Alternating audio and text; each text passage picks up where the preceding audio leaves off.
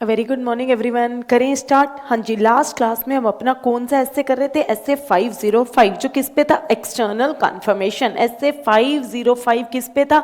External conformation. Quickly revise करते हैं कि हमने इस एस्से में क्या क्या किया था, इस एस्से में क्या क्या किया था। होपफुली आप मेरे साथ रिवीजन कर रहे होगे। देखो, अगर आपको याद हो, हमने एक टॉपिक पढ़ा था that audit documentation should be done on the timely basis, timely preparation of audit documentation. Ultimately देखो, अगर आप टाइमिंग बेसिस, अगर आप, जब मैं क्लास में करवा रही हूँ, अगर आप उसको डिले कर रहे हो, लेट कर रहे हो, एक तो आपका टाइम ज़्यादा कंज्यूम होगा और वो इतनी अच्छे से लेस एक्यूरेट, कहते हैं ना कि audit documentation will be less accurate अगर आपने उसको टाइमली बेसिस पे नहीं किया। इन द सेम वे, अगर आपने रिवीजन मेरे साथ नहीं की, मेरे साथ आपने गो थ्रू नहीं किया, तो आपका अननेसेसरी टाइम वेस्ट होगा और आप इतने अच्छे से नहीं कर पाओगे। तो ये study will be less accurate, your study will be less accurate. तो please go do your revision on the timely basis, तो इससे आपकी क्वालिटी बढ़ेगी, it will enhance the quality. देखो, timely preparation of audit documentation and timely study, ये बिल्कुल equal topic है। तो आप समझना,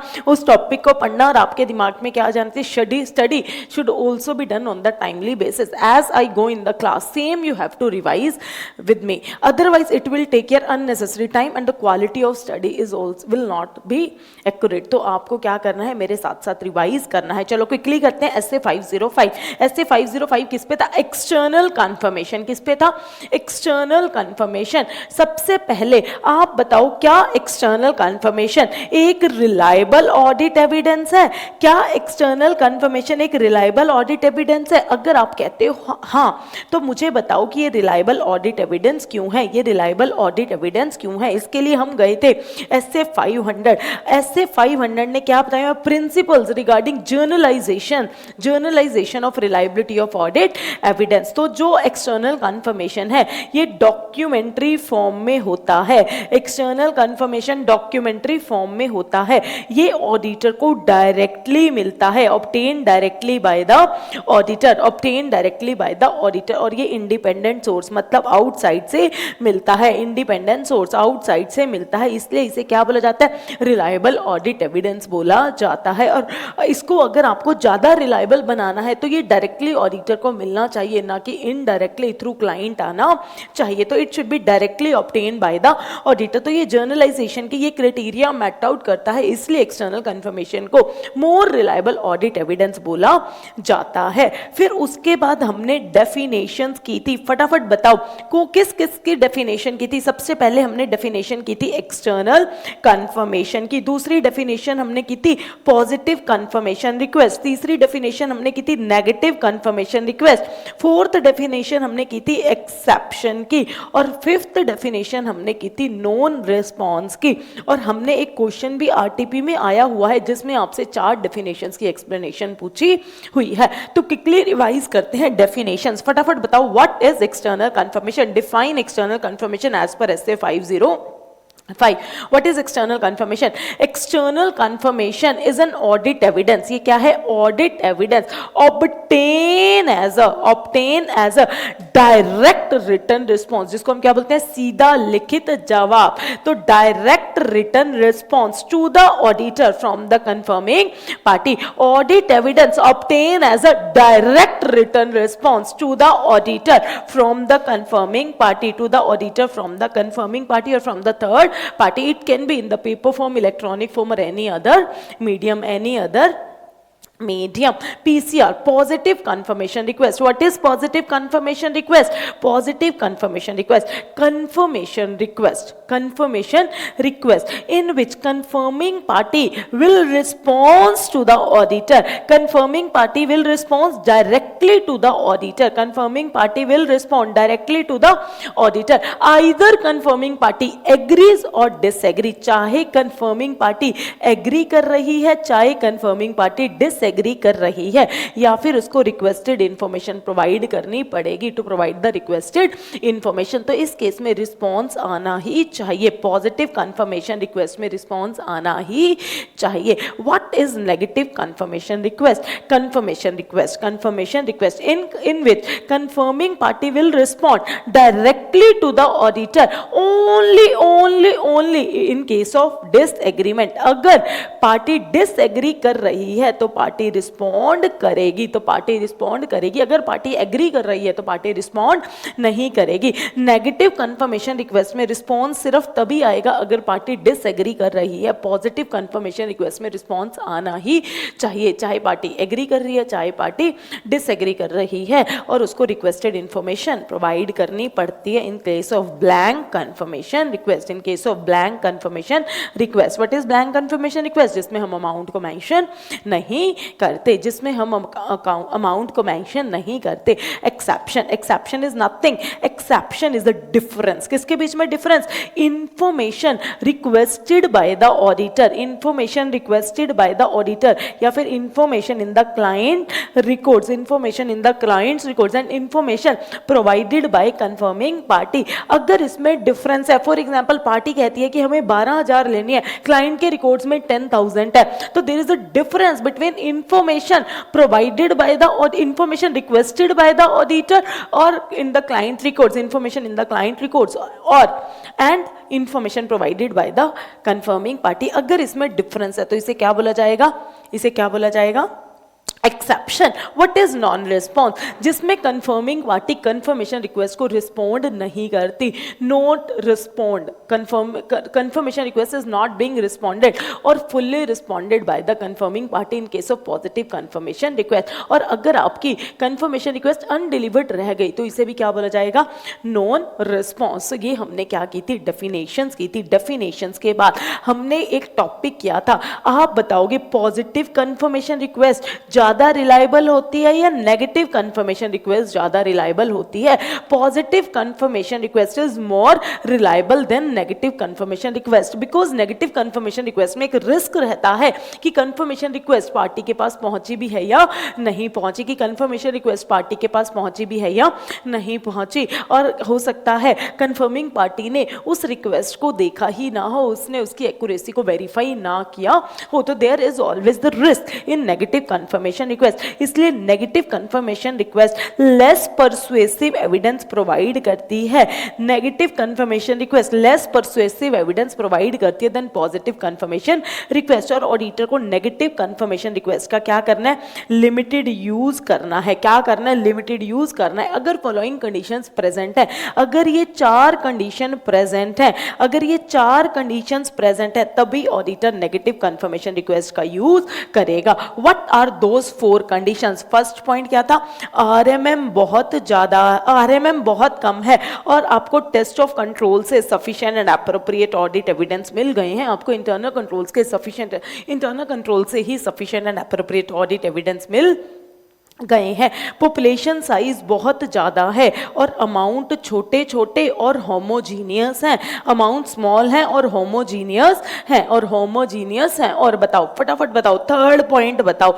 लो एक्सेप्शन रेट, एक्सेप्शन की उम्मीद नहीं है, एक्सेप्शन की उम्मीद नहीं है। और थर्ड पार्टी बहुत अच्छी है, थर्ड पार्टी ऑडिटर को कोई भी ऐसी जानकारी नहीं है कि थर्ड पार्टी उसको डिसरिगार्ड करेगी। ऑडिटर को लगता है कि थर्ड पार्टी रिस्पॉन्ड करेगी ही करेगी। These are the 4 conditions. अगर ये 4 conditions प्रेजेंट होंगी तभी ऑडिटर आप नेगेटिव कंफर्मेशन रिक्वेस्ट का यूज करोगे, क्योंकि इससे ऑडिटर को लेस परसुएसिव ऑडिट एविडेंस मिलते हैं। नेक्स्ट टॉपिक हमने क्या किया था? External confirmation procedure. Next topic हमने क्या किया था? External confirmation procedure. कौन सा टॉपिक किया था? एक्सटर्नल कंफर्मेशन प्रोसीजर, जिसमें हमने कौन से पॉइंट्स किए थे? DS DS. क्या पॉइंट थे? DS DS. क्या पॉइंट्स थे? DS DS. फर्स्ट पॉइंट क्या था? Determine the information to be confirm, determine the information to be confirm. सबसे पहले आपको देखना है कि आपको कौन सी इंफॉर्मेशन को कंफर्म करना है। ऑडिटर को सब देखो, external confirmations are frequently addressed to verify the existence of account balance and their elements, but not restricted only to the account balance and their elements. दोबारा से सुनना, ऑडिटर जनरली अकाउंट बैलेंस और accounts balance और elements को confirm करने के लिए external confirmation use करता है, बट सिर्फ अकाउंट्स बैलेंस तक रिस्ट्रिक्टेड नहीं है। टर्म्स ऑफ कॉन्ट्रैक्ट को भी कंफर्म कर सकते हो, टर्म्स ऑफ एग्रीमेंट को भी कंफर्म कर सकते हो। In absence of certain conditions आप साइड एग्रीमेंट को भी कंफर्म कर सकते हो। आप पूछ सकते हो क्या कोई साइड एग्रीमेंट एंटर हुआ है, तो वो बता देगा थर्ड पार्टी की साइड एग्रीमेंट एंटर हुआ है या नहीं हुआ। फिर सिलेक्टिंग द कंफर्मिंग पार्टी, फिर आपको कंफर्मिंग पार्टी को सिलेक्ट करना है। Selecting the appropriate confirming party. देखो एक्सटर्नल कंफर्मेशन से तभी relevant and reliable audit evidence मिलेंगे अगर कंफर्मिंग पार्टी क्या है, knowledgeable about the information to be confirm.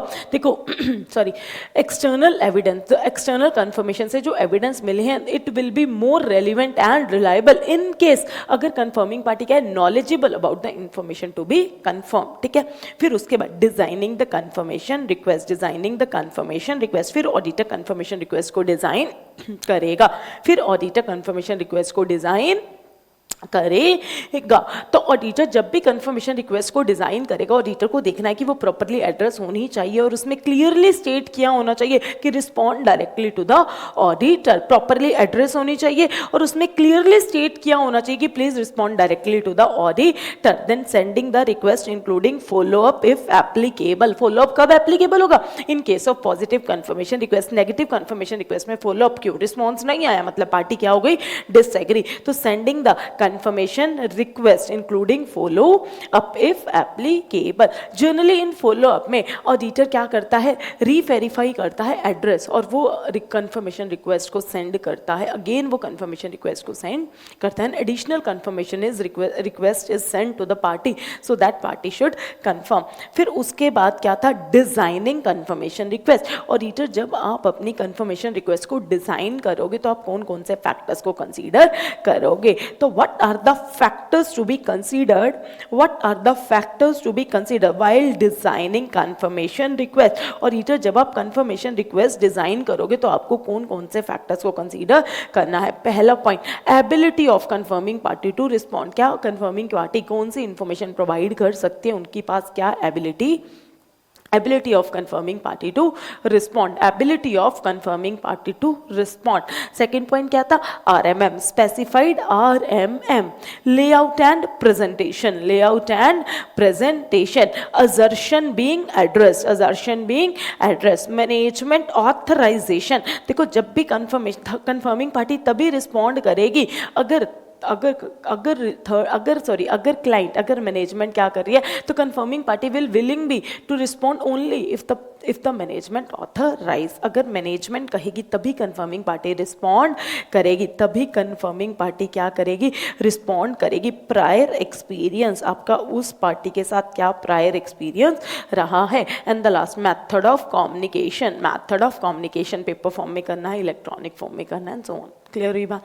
उसके बाद हमने किया था वेरी इंपॉर्टेंट, अगर मैनेजमेंट ने रिफ्यूज कर दिया, management refusal in case of sending confirmation request, management ने आपको रिफ्यूज कर दिया फॉर सेंडिंग कंफर्मेशन रिक्वेस्ट। जैसे ही मैनेजमेंट ने रिफ्यूज किया, कौन चली गई थी, रेस्ट इन पीस में।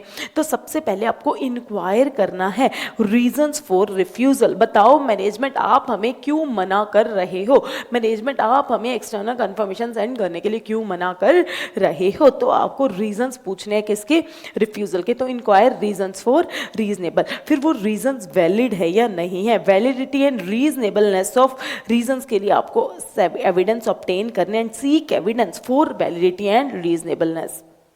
क्लियर हुई बात? फिर आपको इसका इम्प्लीकेशन देखना है।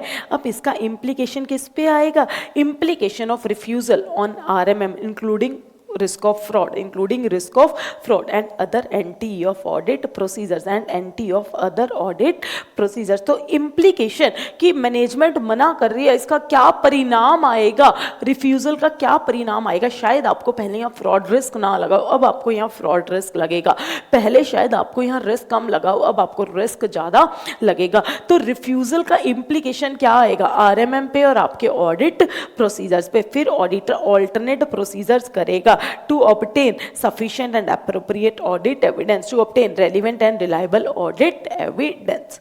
अगर ऑडिटर को रीजंस क्या लगे, अनरीजनेबल, अगर ऑडिटर को रीजन क्या लगे, अनरीजनेबल, और ऑल्टरनेट प्रोसीजर करके भी ऑडिटर को sufficient and appropriate audit evidence नहीं मिले, तो ऑडिटर कम्युनिकेट कर देगा TCWG को एज पर SA 260 और वो इम्प्लीकेशन देखेगा किस पे, ऑडिट पे। Implication on audit and effects on auditor opinion.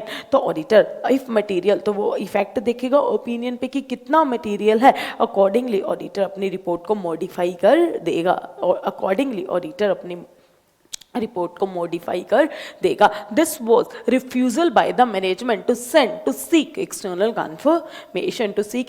Conformation. फिर नेक्स्ट टॉपिक क्या था, रिस्पॉन्स तो आया लेकिन ऑडिटर को रिस्पॉन्स की रिलायबिलिटी पे क्या है, डाउट। ऑडिटर को रिस्पॉन्स की रिलायबिलिटी पे, रिस्पॉन्स की रिलायबिलिटी पे, रिस्पॉन्स की विश्वसनीयता पर क्या है, शक। ऑडिटर को लग रहा है कि जो रिस्पॉन्स आया है वो रिलायबल नहीं है। ऑडिटर को लग रहा है जो रिस्पॉन्स आया है वो रिलायबल नहीं है। If auditor has doubt on reliability of response, तो ऑडिटर फर्दर प्रोसीजर्स करेगा टू ऑब्टेन फर्दर एविडेंस, ताकि वो अपने डाउट को रिजॉल्व कर सके। इन द केस अगर ऑडिटर को कुछ ऐसे फैक्टर्स मिलते हैं, जनरली क्या फैक्टर्स हो सकते हैं, फॉर एग्जांपल थर्ड पार्टी ने रिस्पॉन्ड किया क्लाइंट को और क्लाइंट ने फिर हमें एक्सटर्नल कंफर्मेशन का रिप्लाई दिया, तो अल्टीमेटली अगर ऑडिटर को वो रिस्पॉन्स थ्रू क्लाइंट मिल रहा है, इनडायरेक्टली मिल रहा है, तो ऑडिटर को उसकी रिलायबिलिटी पर शक हो सकता है। तो अगर ऑडिटर को रिस्पॉन्स की रिलायबिलिटी पर क्या है, शक, तो ऑडिटर फर्दर एविडेंस ऑब्टेन करेगा to resolve the doubt. Auditor doubt को रिजॉल्व करने के लिए फर्दर ऑडिट एविडेंस ऑब्टेन करेगा।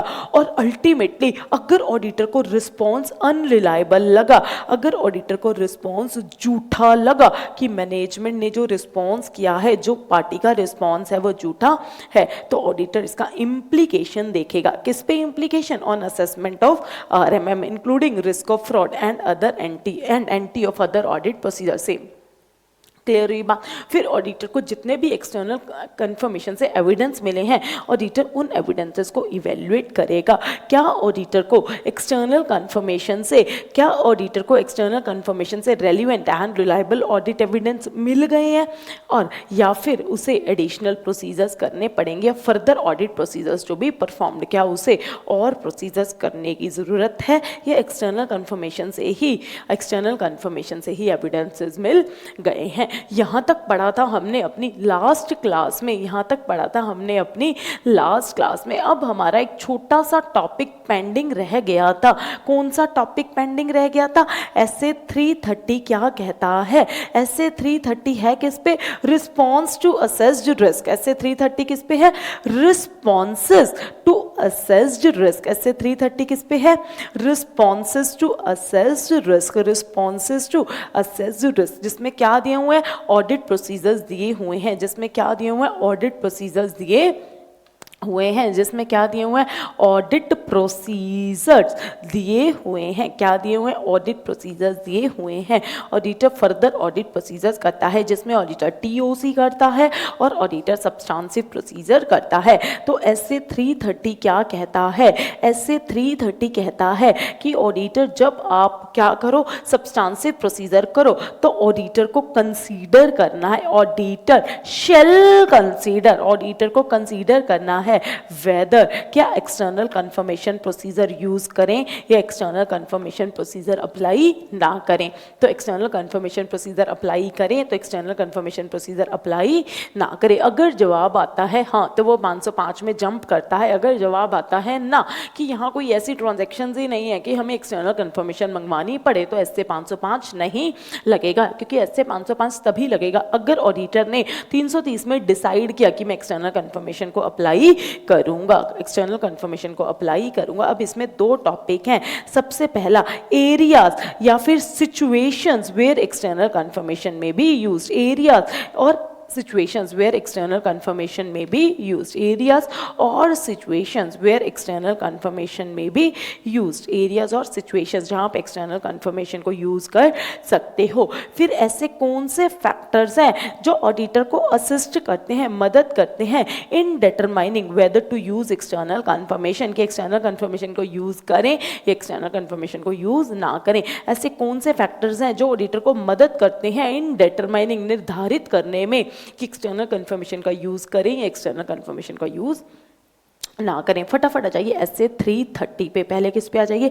ऐसे 330 पे। Last topic before the questions, last topic, auditor shall consider, auditor को कंसीडर करना है क्या? एक्सटर्नल कंफर्मेशन को ऑडिटर को सब्सटेंसिव प्रोसीजर में परफॉर्म करना है या एक्सटर्नल कंफर्मेशन को सब्सटेंसिव प्रोसीजर्स में परफॉर्म नहीं करना? एक्सटर्नल कंफर्मेशन को सब्सटेंसिव प्रोसीजर्स में परफॉर्म करना है या एक्सटर्नल कंफर्मेशन को सब्सटेंसिव प्रोसीजर्स में परफॉर्म नहीं करना? तो these are the two questions. I think so आपको समझ आ गया होगा। अब पढ़ते हैं फटाफट। अब सबसे पहले क्या है?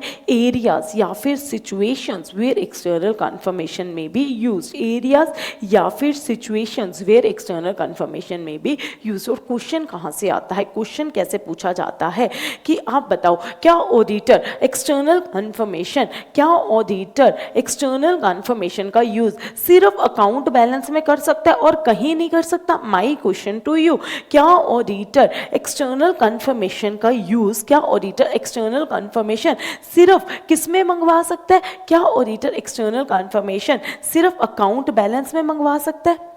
माई क्वेश्चन टू यू, क्या ऑडिटर एक्सटर्नल कंफर्मेशन सिर्फ अकाउंट बैलेंस में मंगवा सकता है या और भी एरियाज में मंगवा सकता है? क्या ऑडिटर एक्सटर्नल कंफर्मेशन सिर्फ अकाउंट बैलेंसेस में मंगवा सकता है या और भी बहुत सारे एरियाज हैं जहां ऑडिटर एक्सटर्नल कंफर्मेशन, सिर्फ डेटर क्रेडिटर से कंफर्मेशन ले सकते हो या और भी किसी से कंफर्मेशन ले सकते हो? ऑडिटर और भी एरियाज में एक्सटर्नल कंफर्मेशन अप्लाई कर सकता है।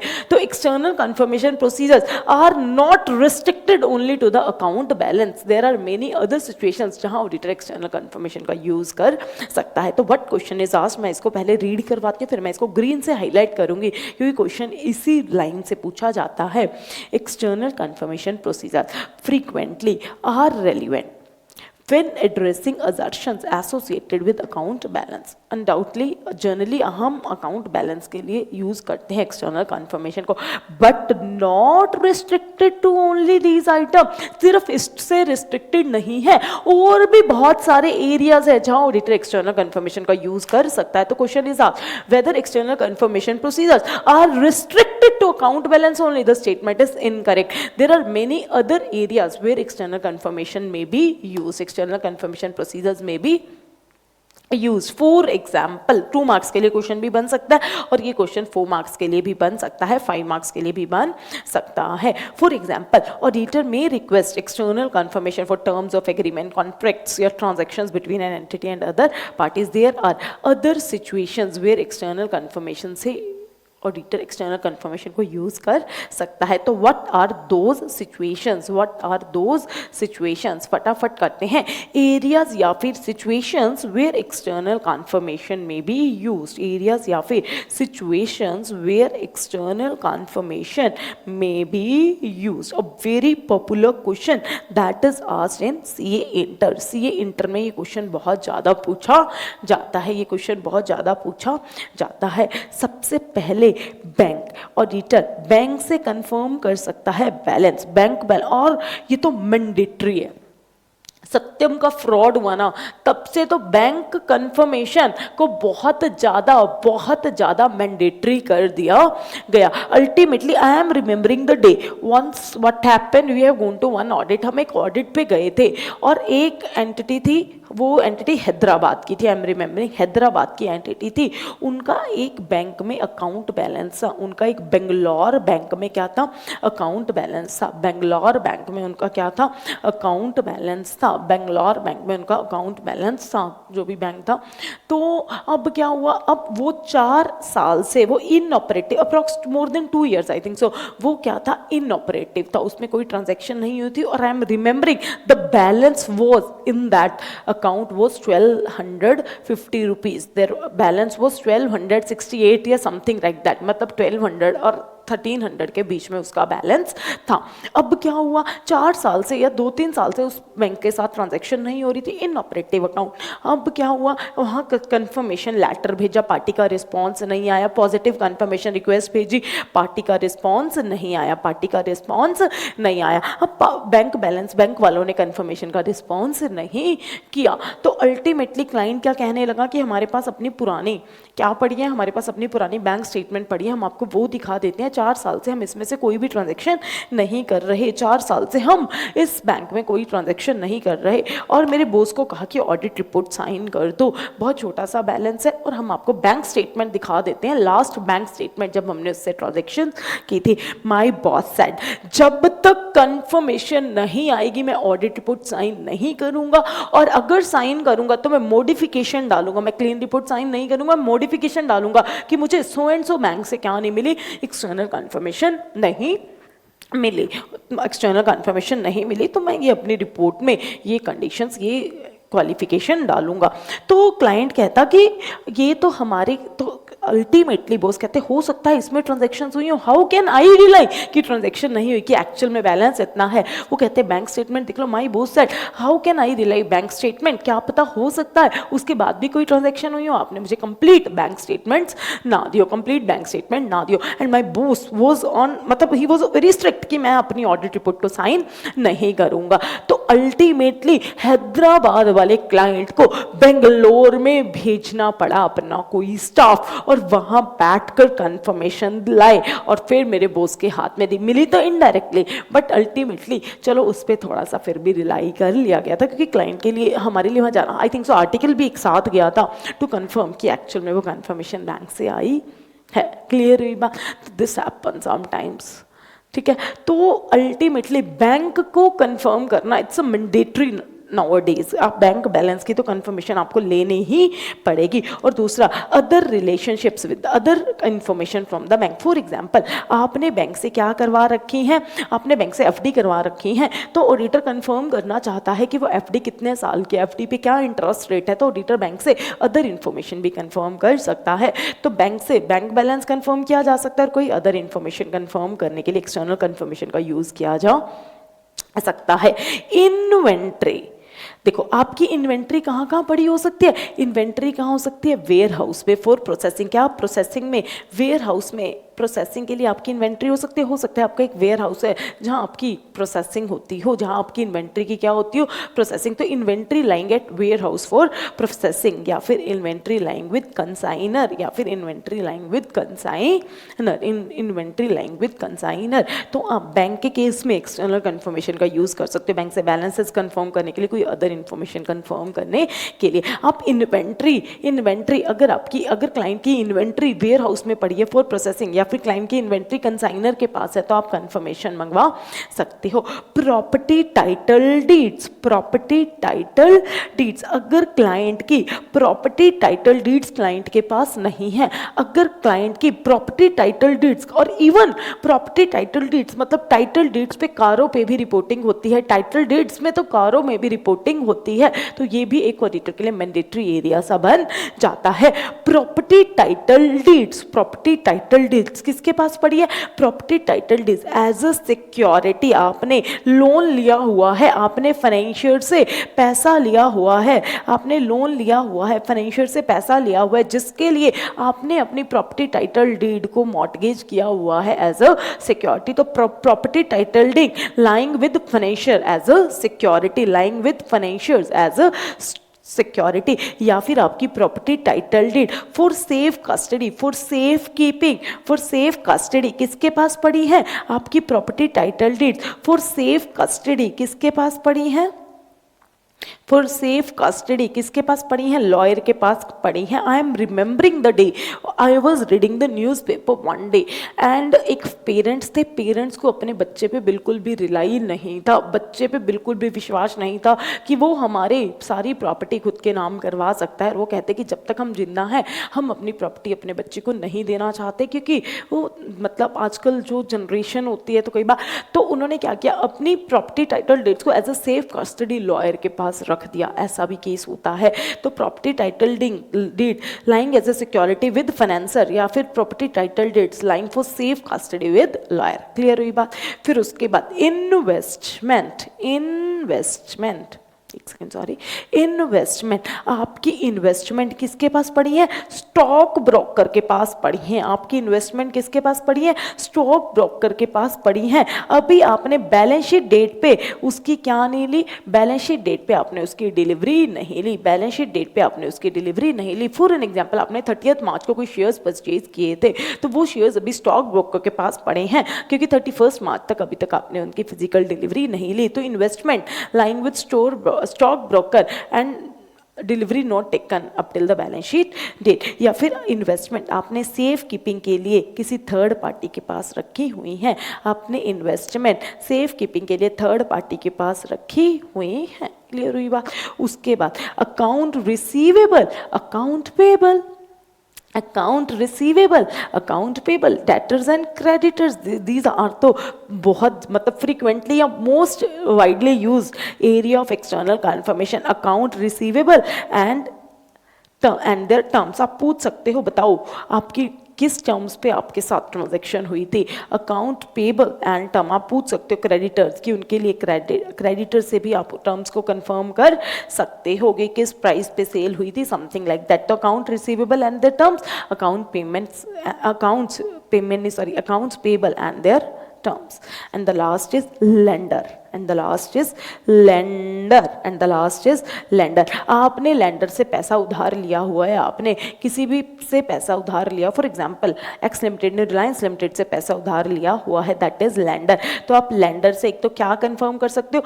बैलेंस कंफर्म कर सकते हो, terms of agreement and restrictive covenants. कई बार क्या होता है, रिस्ट्रिक्टिव कॉविनेंट्स लगी होती है, रिस्ट्रिक्टिव कंडीशंस की, अगर आपने हमसे ये लोन लिया है तो आप ये काम नहीं कर पाओगे, something like that. For an example, आपने एबीसी से लोन लिया, एबीसी लिमिटेड से लोन लिया, एबीसी लिमिटेड ने कहा हुआ है जब तक आप हमारे पैसों की पेमेंट नहीं करोगे तब तक आप किसी और पार्टी से लोन नहीं ले सकते, दैट इज रिस्ट्रिक्टिव कॉविनेंट्स। कुछ कंडीशंस जो रिस्ट्रिक्शंस के तौर पे लगाई जाती हैं।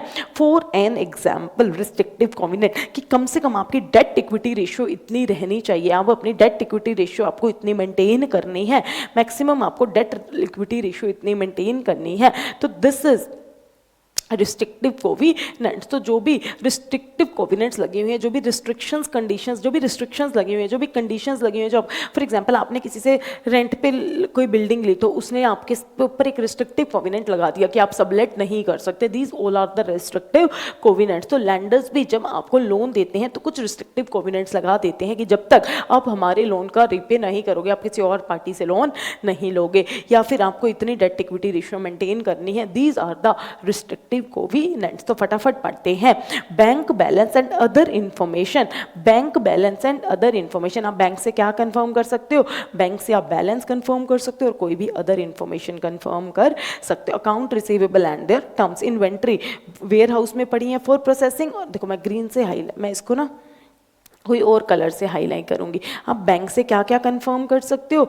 अकाउंट, बैंक से क्या क्या कंफर्म कर सकते हो? आप बैंक से कंफर्म कर सकते हो balance and other information. Account receivable से बैलेंस कंफर्म कर सकते हो, टर्म्स कंफर्म कर सकते हो। इन्वेंट्री आप वेयर हाउस में प्रोसेसिंग में पड़ी है वो कंफर्म कर सकते हो, आपकी इन्वेंट्री कंसाइनी के पास है वो कंफर्म कर सकते हो। प्रॉपर्टी टाइटल डीड्स किसके पास पड़ी है?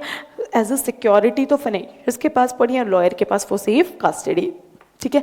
इन्वेस्टमेंट स्टॉक ब्रोकर्स के पास है, आपने डिलीवरी नहीं ली, और या फिर सेफ कीपिंग के लिए किसके पास पड़ी है? थर्ड पार्टी के लिए। लेंडर से आप क्या कंफर्म कर सकते हो? लेंडर से आप क्या कंफर्म कर सकते हो? अमाउंट कंफर्म कर सकते हो, लेंडर से अमाउंट कंफर्म कर सकते हो, टर्म्स ऑफ रीपेमेंट और रिस्ट्रिक्टिव कॉविनेंट्स को कंफर्म कर सकते हो, अकाउंट पेबल से बैलेंस और टर्म्स को कंफर्म कर सकते हो। This question can be asked in the exam, this question can be asked in the exam कर लोगे। A very popular question that is asked in CA inter, ये question CA inter में बहुत बहुत बहुत ज़्यादा पूछा जाता है। फटाफट पढ़ते हैं। क्वेश्चन नंबर 330 में आ जाइए, क्वेश्चन नंबर 4।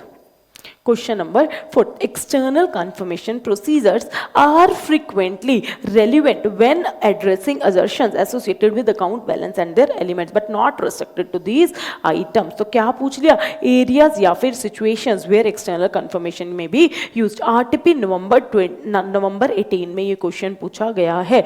RTP नवंबर 18 में ये क्वेश्चन पूछा गया है। I forget to open RTP. Just hold on. This is an RTP. नवंबर 18 RTP। वेट हम लिखते हैं, सीधा पहुंच जाएंगे हम अपने। देखो, external confirmation procedures when addressing assertions are not restricted to account balance and their elements but other areas also. For example terms of agreement, contracts, तो यही points है देख लो, bank balance and other information, account receivables, inventories, property title deeds, investments, amount due to lenders, account payable balances and terms. So you would be knowing this question can be asked in the exam। 505 पे आ जाइए एक बार। 505 में हमारे दो question शुरू में हमने read नहीं किए थे। What is meant by external confirmation? External confirmation की डेफिनेशन लिखो। Mention the situations where external confirmation may be use. तो आपको 4 सिचुएशंस लिखनी है, आप इसमें से कोई भी 4 सिचुएशंस लिख सकते हो। Process of external confirmation, DS determine the information to be confirm, selecting the appropriate confirming party, designing confirmation request and sending the request including follow up। give some examples where external confirmation may be used। so आपको areas बताने हैं, तो you would be knowing कि this question can be asked as a area or situation। and the next and the last question, what are the factors? ऐसे कौन से factors हैं जो auditor को मदद करते हैं? what are the factors जो auditor को assist करते हैं in determining whether to use external confirmation? कि external confirmation का use करें, ये एक्सटर्नल कन्फर्मेशन का यूज ना करें, एक्सटर्नल कन्फर्मेशन का यूज करें या एक्सटर्नल कन्फर्मेशन का यूज ना करें। देखो 3 पॉइंट है। सबसे पहले आपको मैं वहीं से लर्न करवाती हूँ, ऑब्जेक्टिविटी क्या है? ऑब्जेक्टिविटी। सेकंड पॉइंट आपका क्या है? नॉलेज। सेकंड पॉइंट आपका क्या है? नॉलेज। थर्ड पॉइंट आपका क्या है?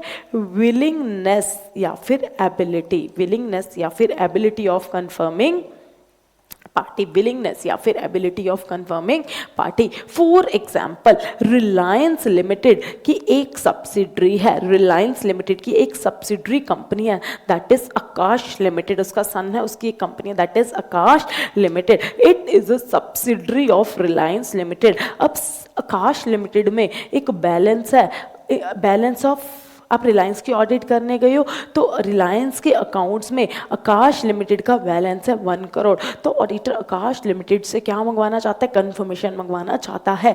तो आकाश लिमिटेड तो कैसे रिस्पॉन्ड करेगा? ऑब्वियसली यहाँ इंडिपेंडेंट सोर्स नहीं हो पाएगा क्योंकि वो रिलेटेड पार्टी है, वो बायस हो सकती है। आकाश लिमिटेड पहले फ़ोन करेगा, हेलो, हाँ जी पापा जी, बोलो मुकेश अंबानी जी, हाँ जी कितने, अच्छा 1 करोड़ कंफर्म करने, अभी कंफर्म कर देते हैं। तो अल्टीमेटली क्या एक्सटर्नल कंफर्मेशन रिलायबल होगी? एक्सटर्नल कंफर्मेशन रिलायबल नहीं होगी अगर थर्ड पार्टी ऑब्जेक्टिविटी वाली नहीं है। अगर कंफर्मिंग पार्टी की ऑब्जेक्टिविटी पे आपको डाउट है, अगर कंफर्मिंग पार्टी रिलेटेड पार्टी है, अगर कंफर्मिंग पार्टी क्या है? रिलेटेड पार्टी है, तो जो एक्सटर्नल कंफर्मेशन है, जो एक्सटर्नल कंफर्मेशन का रिस्पॉन्स है वो रिलायबल नहीं होगा। एक्सटर्नल कंफर्मेशन का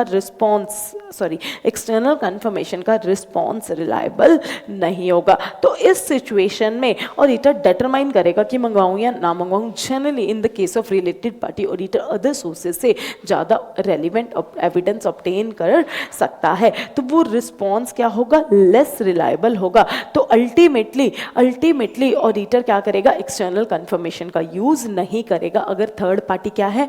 रिलेटेड पार्टी। क्लियर हुई बात? तो अगर रिलेटेड पार्टी है, थर्ड पार्टी रिलेटेड पार्टी है, तो वो रिस्पॉन्स लेस रिलायबल होगा। तो इस सिचुएशन में ऑडिटर एक्सटर्नल कंफर्मेशन नहीं मंगवाएगा, मोस्ट प्रोबेबली ऑडिटर नहीं मंगवाता और वो अदर सोर्सेज से एविडेंसेस ऑब्टेन करता है।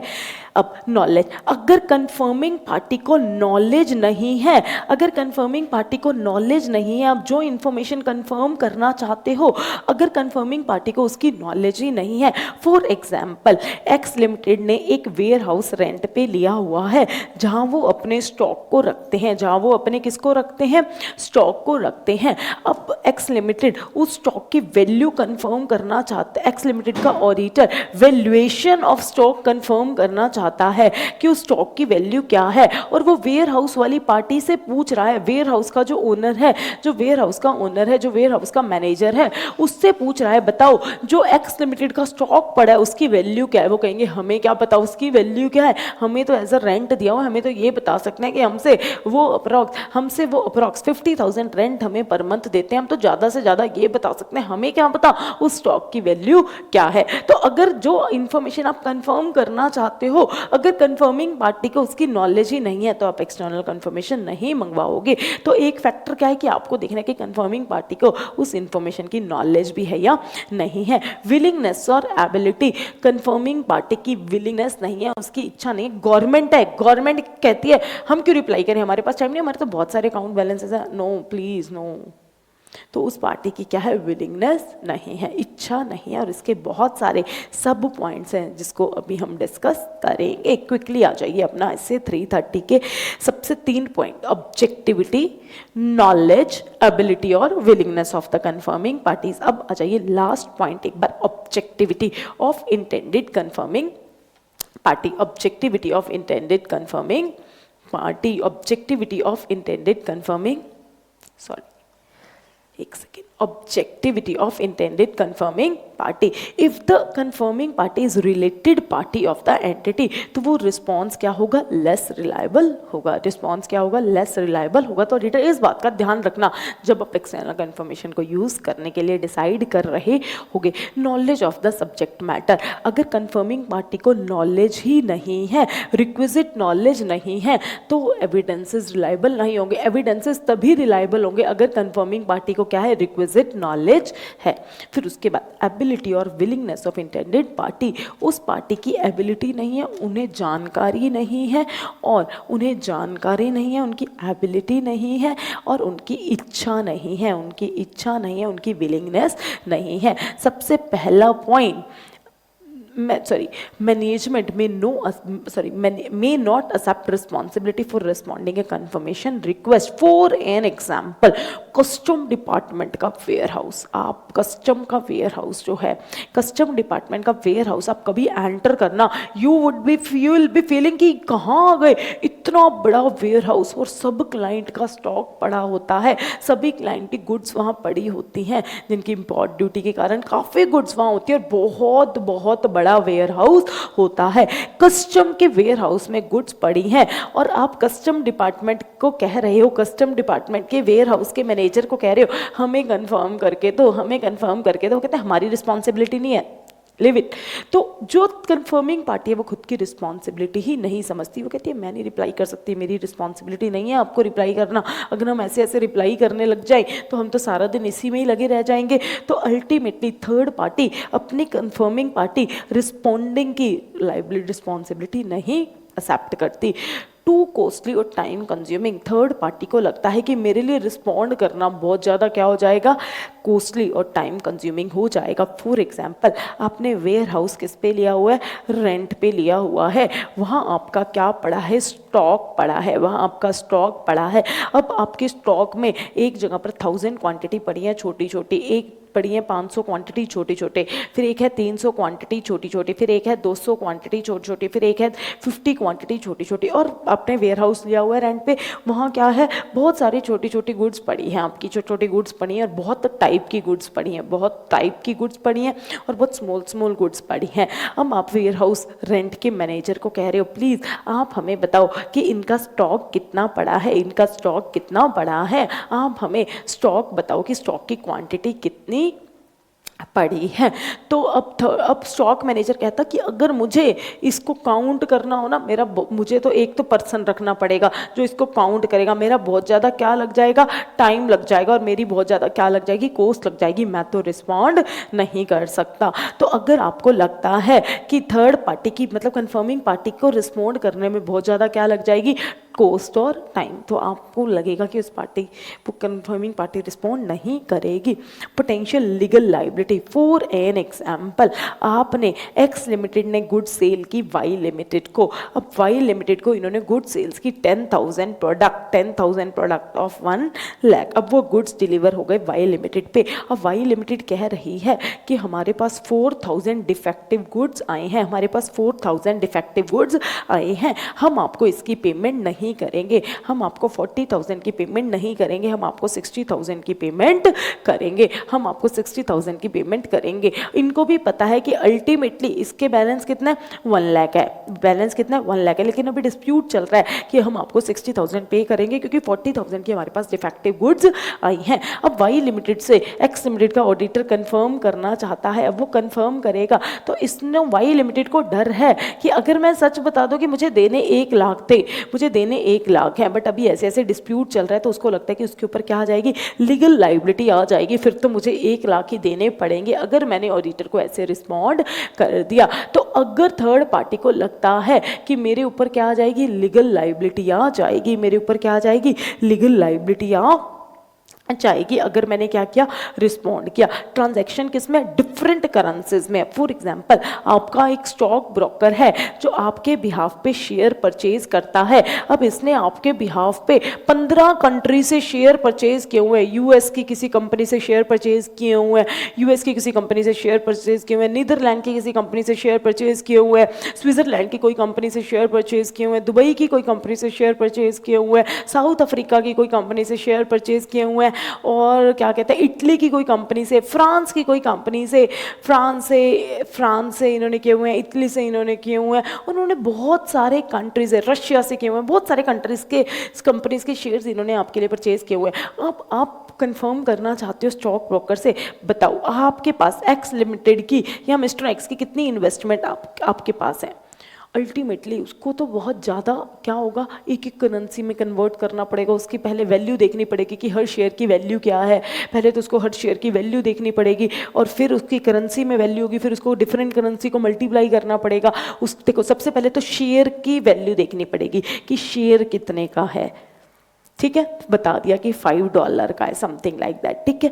फिर उसको डॉलर का रेट देखना पड़ेगा, फिर उसको मल्टीप्लाई करना पड़ेगा। तो अगर ट्रांजैक्शन डिफरेंट करेंसी में है तो थर्ड पार्टी को रिस्पॉन्ड करने में दिक्कत आएगी। और जिस इन्वायरमेंट में वो पार्टी है वो कहती है कि ये मेरा डे टू डे ऑपरेशन नहीं है, हम फ्री नहीं है कि इन्हीं को रिस्पॉन्ड करते रहे, ये हमारा कंफर्मिंग पार्टी को रिस्पॉन्ड करना, इलेक्ट्रिसिटी डिपार्टमेंट ले लो, हमारे लिए रिस्पॉन्ड करना हमारे डे टू डे ऑपरेशन का काम नहीं है, ठीक है।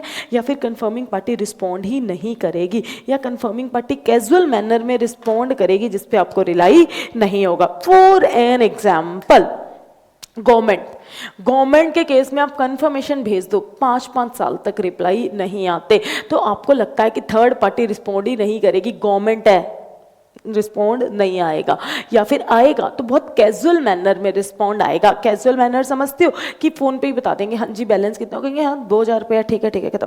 तो वो कैजुअल मैनर में रिस्पॉन्ड करेगी जिसकी वजह से आपको उस पर विश्वास नहीं आएगा। कैजुअल मैनर बिना देखे ही रिस्पॉन्ड कर देगी, थर्ड पार्टी ऐसी है तो कैजुअल मैनर में रिस्पॉन्ड करेगी, थर्ड पार्टी रिस्पॉन्ड ही नहीं करेगी। तो टॉपिक क्या पड़ा, वेदर टू यूज, कौन से फैक्टर्स ऑडिटर को मदद करेंगे इन डिटरमाइनिंग कि एक्सटर्नल कंफर्मेशन को यूज करूं या एक्सटर्नल कंफर्मेशन को यूज ना करूं। कितने पॉइंट्स हैं, 3 पॉइंट्स हैं। सबसे पहले नॉलेज, क्या कंफर्म, ऑब्जेक्टिविटी, सबसे पहले ऑब्जेक्टिविटी, अगर थर्ड पार्टी रिलेटेड पार्टी है तो वो एविडेंस लेस रिलायबल होगा।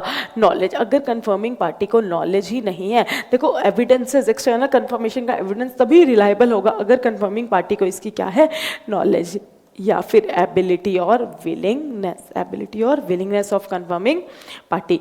सबसे पहला पॉइंट क्या था, कंफर्मिंग पार्टी अपनी रिस्पॉन्सिबिलिटी नहीं मानती, do not accept the responsibility of responding. उसके लिए रिस्पॉन्ड करना क्या होगा, टाइम एंड कोस्ट कंज्यूमिंग होगा, बहुत ज़्यादा टाइम और क्या लग जाएगा, कोस्ट लग जाएगा। उसके डे टू डे ऑपरेशन का काम नहीं है, वो कहती है कि रिस्पॉन्ड करना मेरे डे टू डे ऑपरेशन का काम नहीं है।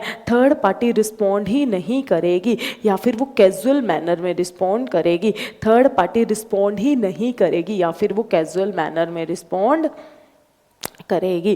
थर्ड पार्टी कैसे रिस्पॉन्ड करेगी, कैजुअल मैनर में रिस्पॉन्ड करेगी। और थर्ड पार्टी को लगता है कि अगर मैंने रिस्पॉन्ड किया तो मेरे ऊपर क्या आ जाएगी, लीगल लाइबिलिटी आ जाएगी। ट्रांजैक्शन किस में है, डिफरेंट करेंसीज में है, ट्रांजैक्शन किस में है, डिफरेंट करेंसीज में है। तो इस सिचुएशंस में और थर्ड पार्टी की एबिलिटी या फिर क्या नहीं है, विलिंगनेस नहीं है। फटाफट आ जाइए, इसका क्वेश्चन रीड करते हैं। इसका क्या रीड करते हैं, क्वेश्चन रीड करते हैं। सब आ जाइए, कौन सा क्वेश्चन है आपका, क्वेश्चन नंबर 5।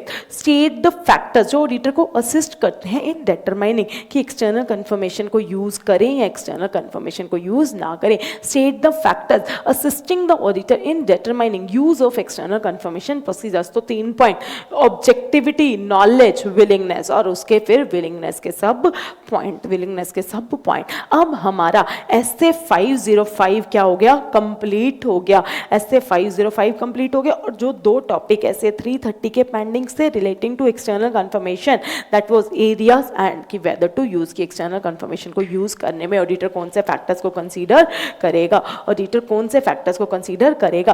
अब हम ऐसे 505 की क्या करेंगे, स्टोरीज करेंगे। अब हम ऐसे 505 की क्या करेंगे, स्टोरीज करेंगे।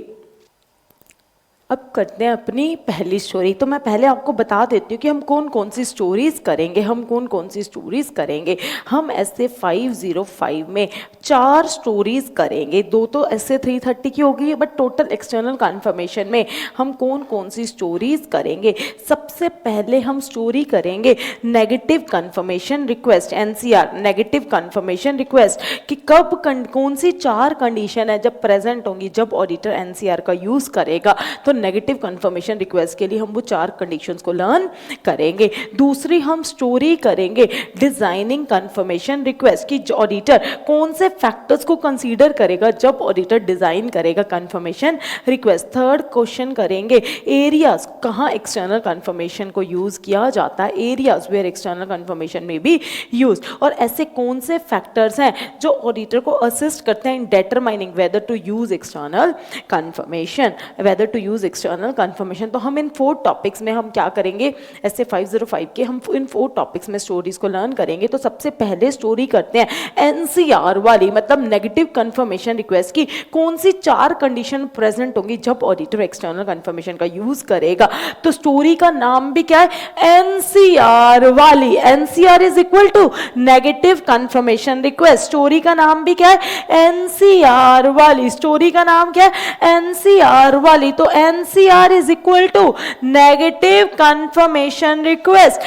NCR is equal to negative confirmation request. NCR is equal to negative confirmation request. NCR is equal to negative confirmation request. NCR is equal to negative confirmation request. तो स्टोरी कौन सी है, NCR वाली। तो negative confirmation request is equal to NCR वाली।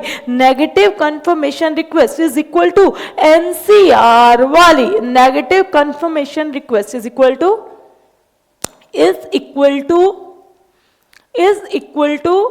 NCR वाले is equal to NCR वाले is equal to NCR वाले is equal to NCR वाली। कौन सी, NCR वाली। कौन सी, NCR वाली। कौन सी, NCR वाली। तो negative confirmation request is equal to NCR। फटाफट बताओ NCR में कौन कौन से सिटीज हैं, हमारे नेशनल कैपिटल रीजन में कौन कौन से सिटीज हैं, हमारे NCR में कौन कौन से सिटीज हैं। एक तो हो गया हमारा दिल्ली, और बताओ गुरुग्राम, दिल्ली, गुरुग्राम, फरीदाबाद, दिल्ली, गुरुग्राम, फरीदाबाद, नोएडा।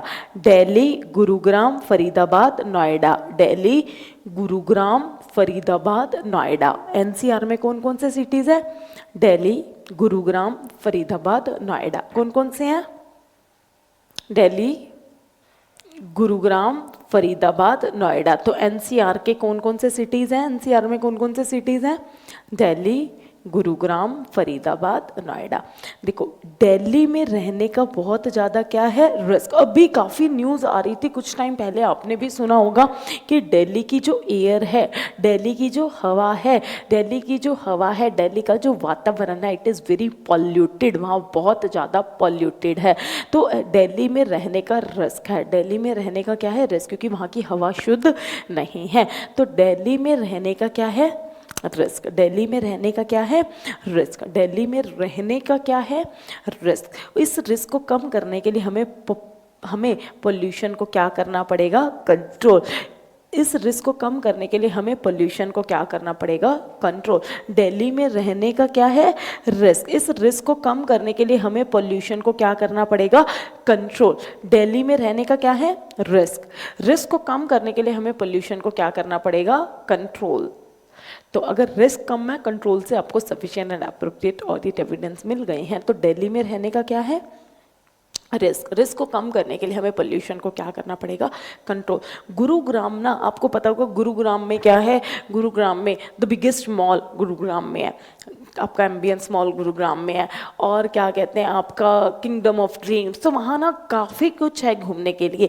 तो गुरुग्राम में वीकेंड पे लोग क्या करने जाते हैं, पार्टी। तो गुरुग्राम में लोग वीकेंड पे क्या करने जाते हैं, पार्टी। गुरुग्राम में लोग वीकेंड में क्या करने जाते हैं, पार्टी। गुरुग्राम में लोग वीकेंड पे क्या करने जाते हैं, वीकेंड पे क्या करने जाते हैं, पार्टी। तो गुरुग्राम में लोग क्या करने जाते हैं, पार्टी। दिल्ली में रहने का क्या है, रिस्क। रिस्क को कम करने के लिए पोल्यूशन को क्या करना पड़ेगा, पोल्यूशन को क्या करना पड़ेगा, कंट्रोल। तो रिस्क, कंट्रोल। गुरुग्राम में लोग क्या करने जाते हैं, गुरुग्राम में लोग क्या करने जाते हैं, गुरुग्राम में लोग क्या करने जाते हैं, फरीदाबाद की भी अब क्या बढ़ती जा रही है, पॉपुलेशन। फरीदाबाद की भी अब क्या बढ़ती जा रही है, पॉपुलेशन। फरीदाबाद में भी बहुत सारी नई नई अभी कंपनीज खुल गई हैं, तो फरीदाबाद में भी अब क्या बढ़ती जा रही है, पॉपुलेशन। फरीदाबाद की भी अब क्या बढ़ती जा रही है, फरीदाबाद की भी अब क्या बढ़ती जा रही है, पॉपुलेशन। अब यूपी के सभी सिटीज देख लो, सभी यूपी के जो सिटीज हैं वहाँ कोई भी डेवलपमेंट नहीं है, सभी छोटे छोटे सिटीज हैं, बहुत ज़्यादा मतलब इतना ज़्यादा अच्छे नहीं हैं। अगर हम नॉर्मल बात करें, उनका इंफ्रास्ट्रक्चर वगैरह सब कुछ इतना अच्छा नहीं है। लेकिन अगर आप नोएडा को देखोगे, नोएडा है तो यूपी में, बट नोएडा यूपी का अलग सा ही सिटी है। नोएडा यूपी का एक्सेप्शन सा सिटी है। नोएडा यूपी का एक्सेप्शन सा सिटी है। नोएडा यूपी का कौन सा सिटी है, एक्सेप्शन सा। नोएडा यूपी का कौन सा सिटी है, एक्सेप्शन सा। नोएडा यूपी का कौन सा सिटी है, एक्सेप्शन सा।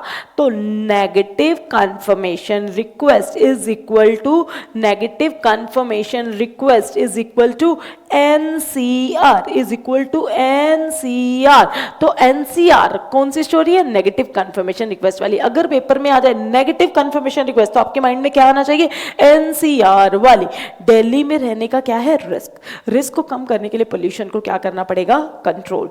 गुरुग्राम में घूमने के बहुत सारी जगह है, तो गुरुग्राम में लोग क्या करने जाते हैं, पार्टी। गुरुग्राम में पार्टी, ठीक है। फरीदाबाद की भी अब क्या बढ़ती जा रही है, पॉपुलेशन। नोएडा यूपी का कौन सा सिटी है, एक्सेप्शन सा। करो ये 4 पॉइंट याद। और negative confirmation request is equal to NCR। Negative confirmation request is equal to NCR,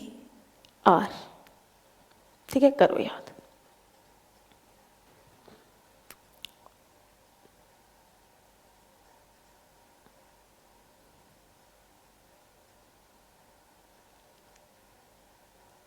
First point, first point, first point, first point, second, second, second, second, third, third, third, fourth, fourth, fourth. Negative confirmation request is equal to NCR वाली। First point, first point, first point, second, second, second, third, third, third, fourth, fourth, fourth. अब आ जाइए next, that is अब आ जाइए next story करते हैं। पहले designing confirmation request. What are the factors to be consider while designing confirmation request? While designing confirmation request. AB वाला कौन सी स्टोरी है? एबी वाली कौन सी स्टोरी है? एबी वाली कौन सी स्टोरी है? एबी वाली कौन सी स्टोरी है? एबी वाली कौन सी स्टोरी है? एबी वाली। तो डिजाइनिंग कंफर्मेशन रिक्वेस्ट कौन सी स्टोरी है? एबी वाली। देखो एक एबी नाम का लड़का था। कौन से नाम का लड़का था? एबी। कौन से नाम का लड़का था? एबी। एबी से एबिलिटी, एबी से एबिलिटी, एबी से एबिलिटी। एक एबी नाम का लड़का था। तो एबी से एबी से एबी से एबी से एबिलिटी। उसकी क्लास में ना एक बहुत सुंदर लेआउट वाली लड़की पढ़ती थी। एक बहुत सुंदर लेआउट मतलब बहुत सुंदर दिखती थी, बहुत अच्छा लेआउट था उसका। तो उसकी क्लास में एक बहुत सुंदर लेआउट वाली लड़की पढ़ती थी। उसकी क्लास में एक बहुत सुंदर लेआउट वाली लड़की पढ़ती थी। एबी था, उसकी क्लास में एक बहुत सुंदर लेआउट वाली लड़की पढ़ती थी। एक बहुत सुंदर लेआउट वाली लड़की पढ़ती थी जिसको तो देख के वो फिदा हो जाता था। तो एक कौन था? एबी। एबी से एबिलिटी, एबी से एबिलिटी। एक कौन था? एबी। एबी से एबिलिटी। उसकी क्लास में एक बहुत सुंदर लेआउट वाली लड़की पढ़ती थी। उसकी क्लास में एक बहुत सुंदर लेआउट वाली लड़की पढ़ती थी। उसकी क्लास में एक बहुत सुंदर लेआउट वाली लड़की पढ़ती थी। ठीक है।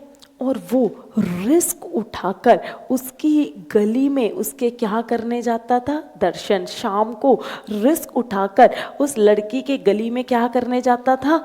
दर्शन। तो दर्शन से अजर्शन, दर्शन से अजर्शन। कौन से नाम का लड़का था? कौन से नाम का लड़का था? उसकी क्लास में एक बहुत सुंदर लेआउट वाली लड़की पढ़ती थी। तो वो शाम को क्या उठाकर? रिस्क। उसके क्या करने जाता था? दर्शन। दर्शन से असर्शन। कौन से नाम का लड़का था? एबी। एबी से एबिलिटी। उसकी क्लास में एक बहुत सुंदर लेआउट वाली लड़की पढ़ती थी। शाम को वो क्या उठाकर? रिस्क। जैसी क्लास से जाता था तो शाम को क्या उठाकर? रिस्क। लड़की के क्या करने जाता था? दर्शन। लड़की के क्या करने जाता था? दर्शन। दर्शन से अजर्शन। तो एबी से एबिलिटी। उसकी क्लास में एक बहुत सुंदर लेआउट की लड़की पढ़ती थी। शाम को क्या उठाकर? रिस्क। उसके गली में क्या करने जाता था? दर्शन। करो ये 4 पॉइंट याद।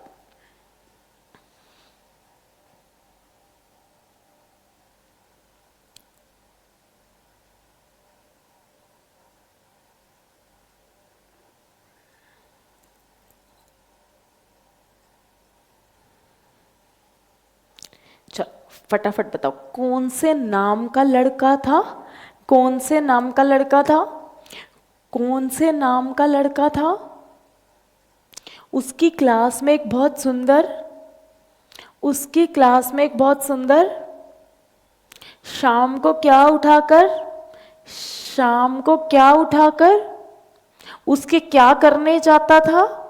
उसके क्या करने जाता था? उसके क्या करने जाता था? दर्शन। First point, first point, first point. Second, second, second. Third, third, third. Fourth, fourth, fourth. अब दर्शन करने जाता था। अब वो लड़की से ना अपने दिल की बात क्या करना चाहता था? कम्युनिकेट। अब वो लड़की से अपने दिल की बात क्या करना चाहता था? कम्युनिकेट। अब वो लड़की से अपने दिल की बात क्या करना चाहता था? कम्युनिकेट। लेकिन लड़कियों से बात करने का, लड़कियों से कम्युनिकेट करने का उसके पास क्या नहीं था? Prior experience. अभी तो स्कूल में ही पढ़ता था। अब वो लड़की से अपने दिल की बात क्या करना चाहता था? कम्युनिकेट। अब वो लड़की से अपने दिल की बात क्या करना चाहता था? कम्युनिकेट। अब वो लड़की से अपने दिल की बात क्या करना चाहता था? लेकिन कम्युनिकेट करने का उसके पास क्या नहीं था, लेकिन लड़कियों से बात कैसे करनी है, उनको कैसे प्रपोज करना है, उसको कैसे कम्युनिकेट करना है, लड़कियों से कम्युनिकेट करने का उसके पास क्या नहीं था, प्रायर एक्सपीरियंस। तो उसने एक बहुत सुंदर कार्ड को डिज़ाइन किया, उसने एक बहुत सुंदर कार्ड को क्या किया, डिज़ाइन, उसने एक बहुत सुंदर कार्ड को क्या किया, डिज़ाइन, उसने एक बहुत सुंदर कार्ड को क्या किया, डिज़ाइन, उसने एक बहुत सुंदर कार्ड को क्या किया, डिज़ाइन, उसने एक बहुत सुंदर कार्ड को क्या किया, डिज़ाइन, और उसको उस कार्ड के थ्रू क्या किया, कम्युनिकेट, उसको उस कार्ड के थ्रू क्या किया, कम्युनिकेट, और उसको उस कार्ड के थ्रू क्या किया, कम्युनिकेट, और उसको उस कार्ड के थ्रू क्या किया, कम्युनिकेट। और लड़की ने भी क्या दे दी, ऑथराइजेशन, और लड़की ने भी क्या दे दी, ऑथराइजेशन, और लड़की ने भी क्या दे दी, ऑथराइजेशन, लड़की ने भी उसे क्या दे दी, ऑथराइजेशन, लड़की ने भी उसे क्या दे दी, ऑथराइजेशन। एक सेकेंड,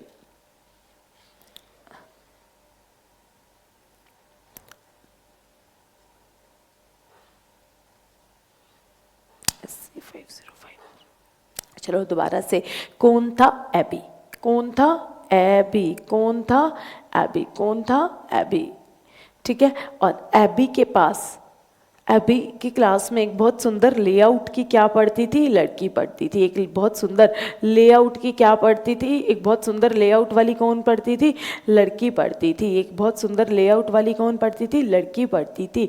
वो शाम को रिस्क उठाकर उसके क्या करने जाता था, दर्शन। अब क्या हुआ, अब एबी ने क्या किया, एबी ने उसको कम्युनिकेट करना था, लेकिन एबी के पास उसको कम्युनिकेट करने का क्या नहीं था, प्रायर एक्सपीरियंस। तो उसने बहुत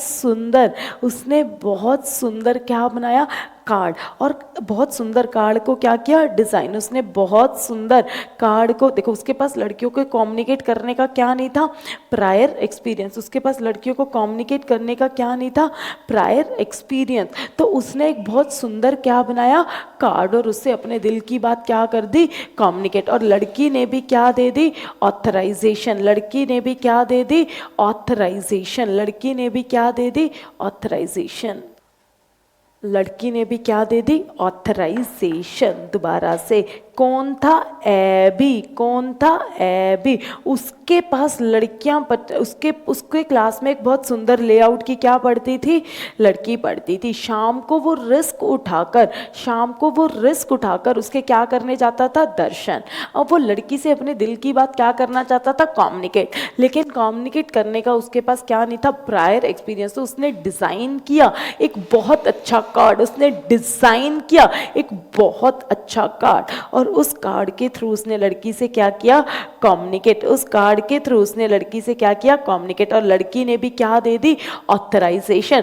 तो एबी ने डिजाइन किया था कार्ड मींस कंफर्मेशन रिक्वेस्ट, तो एबी ने डिजाइन की थी कंफर्मेशन रिक्वेस्ट। तो एबी ने क्या डिजाइन की थी, कंफर्मेशन रिक्वेस्ट, लड़की से हाँ करवाने के लिए, लड़की से कम्युनिकेट करने के लिए, लड़की से बात करने के लिए, लड़की को दिल की बात बताने के लिए एबी ने डिजाइन की कार्ड, एबी ने डिजाइन किया कार्ड। मतलब एबी ने क्या डिजाइन की, कंफर्मेशन रिक्वेस्ट। तो एबी ने क्या डिजाइन की, कंफर्मेशन रिक्वेस्ट। एबी ने क्या डिजाइन की, कंफर्मेशन रिक्वेस्ट। तो डिजाइन किसने की थी, एबी ने। डिजाइन किसने की थी, एबी ने। कंफर्मेशन रिक्वेस्ट डिजाइन किसने की थी, एबी ने। तो एबी ने डिजाइन की कंफर्मेशन रिक्वेस्ट, एबी ने क्या की, एबी ने क्या की, डिजाइन की कंफर्मेशन रिक्वेस्ट। करो याद, एबी ने क्या की, डिजाइन की कंफर्मेशन रिक्वेस्ट। एबी ने क्या की, डिजाइन की कंफर्मेशन रिक्वेस्ट। फटाफट करो, लर्न।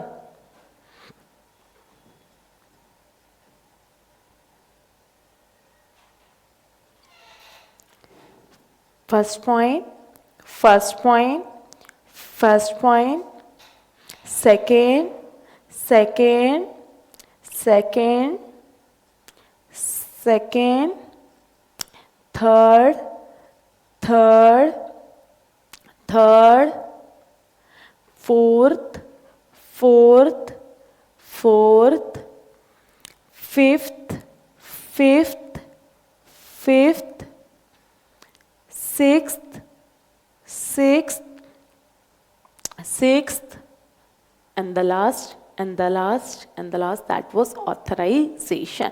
तो डिजाइन की थी कंफर्मेशन रिक्वेस्ट, किसने डिजाइन की थी सुंदर सी कार्ड को, किसने डिजाइन की थी सुंदर सी रिक्वेस्ट, किसने डिजाइन की थी सुंदर सी लड़की से कंफर्मेशन लेने के लिए रिक्वेस्ट, किसने, एबी ने। तो एबी ने डिजाइन की confirmation request. First point, second, third, fourth, fifth,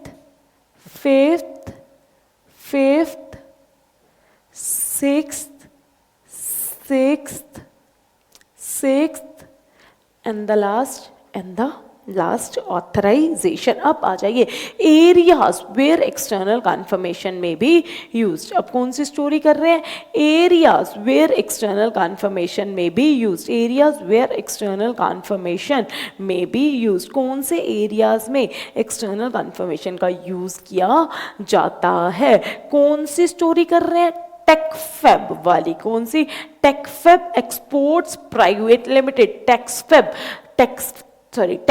exports private limited. कौन सी स्टोरी कर रहे हैं, Techfab exports private limited. Sir मतलब सर एक कंपनी खोल रहे हैं that is Techfab export, Sunil sir एक कंपनी खोल रहे हैं that is Techfab exports private limited, it's just being inaugurated right now, it's just inaugurated.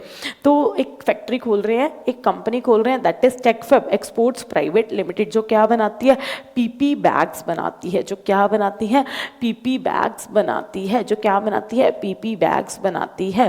तो कौन सी कंपनी खोल रहे हैं, Techfab exports private limited, Techfab exports private limited Sunil sir की कंपनी है, ठीक है। टेकफेब एक्सपोर्ट्स प्राइवेट लिमिटेड जो क्या बनाती है, पीपी बैग्स बनाती है, जो क्या बनाती है, पीपी बैग्स बनाती है, जस्ट उसमें अभी मैन्युफैक्चरिंग स्टार्ट होने वाली है, ठीक है। तो टेकफेब एक्सपोर्ट्स प्राइवेट लिमिटेड वाला, तो सर को कंपनी खोलनी थी, फैक्ट्री खोलनी थी। अब इसको खोलने के लिए क्या चाहिए थी, Techfab private limited, Techfab exports private limited, Techfab exports private limited के लिए को स्टार्ट करने के लिए क्या चाहिए थी, प्रॉपर्टी, क्या चाहिए थी, प्रॉपर्टी। टेकफेब फैक्ट्री खोलने के लिए, टेकफेब कंपनी खोलने के लिए, टेकफेब की फैक्ट्री खोलने के लिए क्या चाहिए थी, प्रॉपर्टी। टेकफेब की फैक्ट्री खोलने के लिए क्या चाहिए थी, प्रॉपर्टी। भी कहाँ बनाएंगे, और property was a very big matter at that time. तो टेकफेब की फैक्ट्री को स्टार्ट करने के लिए क्या चाहिए थी, प्रॉपर्टी, क्या चाहिए थी, प्रॉपर्टी। और ऊपर से पैसा चाहिए था, एक तो क्या खरीदने के लिए, प्रॉपर्टी। अब टेकफेब स्टार्ट करने के लिए, टेकफेब को शुरू करने के लिए पैसा चाहिए था। अब पैसा चाहिए था ताकि क्या खरीद सके, प्रॉपर्टी। और मशीनरी वगैरह में भी क्या करनी थी, इन्वेस्टमेंट, मशीनरी और बहुत सारी उस प्रॉपर्टी को कंस्ट्रक्शन करना, तो उसके लिए भी पैसों की क्या करनी थी, इन्वेस्टमेंट। मशीनरी वगैरह भी बहुत महंगी थी, तो इसमें पैसों की क्या करनी थी, इन्वेस्टमेंट। तो टेकफेब में पैसे चाहिए थे, क्या खरीदने के लिए, प्रॉपर्टी। और मशीनरी में भी पैसों की क्या करनी थी, इन्वेस्टमेंट। तो टेकफेब के लिए क्या चाहिए थी, प्रॉपर्टी। और मशीनरी में भी पैसों की क्या करनी थी, इन्वेस्टमेंट। तो टेकफेब के लिए क्या चाहिए थी, टेकफेब के लिए क्या चाहिए थी, प्रॉपर्टी। और मशीनरी वगैरह में भी क्या करनी थी, इन्वेस्टमेंट। टेकफेब के लिए क्या चाहिए थी, प्रॉपर्टी। और मशीनरी वगैरह में भी क्या करनी थी, इन्वेस्टमेंट, जिसके लिए पैसा चाहिए था। अब ये पैसा कहाँ से लिया, अब ये पैसा लेने के लिए किसके पास गए, बैंक से। अब बैंक से पूरा पैसा तो मिला नहीं, तो किसके पास गए, लैंडर से। बैंक से पूरा पैसा तो मिला नहीं, तो किसके पास गए, लैंडर से। जनरली क्या होता है, जो एक नंबर का पैसा होता है ना, तो मशीनरी वगैरह में, लैंड में, प्रॉपर्टी में आधा तो एक नंबर में जाता है और आधा आपको पता ही है कैसे जाता है। तो एक नंबर का पैसा तो किससे ले लिया, बैंक से। और कुछ पैसा किससे लेना पड़ा, लैंडर से। कुछ पैसा किससे लेना पड़ा, लैंडर से। देखो टेकफेब फैक्ट्री बनानी थी, तो एक तो क्या चाहिए थी, प्रॉपर्टी, क्या चाहिए थी, प्रॉपर्टी। और दूसरा मशीनरी वगैरह में भी पैसे की क्या करनी थी, इन्वेस्टमेंट। एक तो क्या चाहिए थी, प्रॉपर्टी। और मशीनरी वगैरह में भी पैसे की क्या करनी थी, इन्वेस्टमेंट। क्या, एक तो क्या चाहिए थी, प्रॉपर्टी। और मशीनरी वगैरह में भी पैसों की क्या करनी थी, इन्वेस्टमेंट। अब इसके लिए कहाँ से पैसा लिया, बैंक से। से कहाँ से पैसा लिया, बैंक से, और कुछ पैसा किससे लिया, लैंडर से। तो पैसा कहाँ से लिया, बैंक से और लैंडर से। पैसा कहाँ से लिया, बैंक से और लैंडर से। पैसा कहाँ से लिया, बैंक से और लैंडर से। कहाँ से लिया, बैंक से और लैंडर से। दोबारा से, टेकफेब के लिए क्या चाहिए थी, टेकफेब में क्या चाहिए थी, प्रॉपर्टी, और मशीनरी वगैरह में भी पैसों की क्या करनी थी, इन्वेस्टमेंट। अब इस पैसे के लिए किसके पास गए, बैंक के पास और लैंडर से। तो पैसा किससे लिया, बैंक से और लैंडर से। पैसा किससे लिया, बैंक से और लैंडर से। पैसा किससे लिया, बैंक से और लैंडर से। टेकफेब के लिए क्या चाहिए थी, क्या चाहिए थी, प्रॉपर्टी। मशीनरी वगैरह में भी पैसे की क्या करनी थी, मशीनरी वगैरह में भी पैसे की क्या करनी थी, टेकफेब के लिए क्या चाहिए थी, मशीनरी वगैरह में भी पैसे की क्या करनी थी, मशीनरी वगैरह में भी पैसे की क्या करनी थी।